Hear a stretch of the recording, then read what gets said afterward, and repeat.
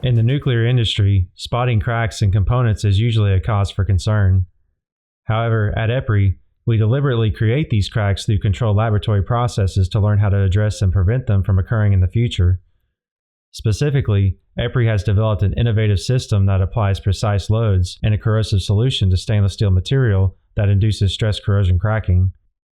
But what is the purpose for EPRI making these cracks? One example is to prepare for future stress corrosion cracking that may occur on dry used nuclear fuel storage canisters.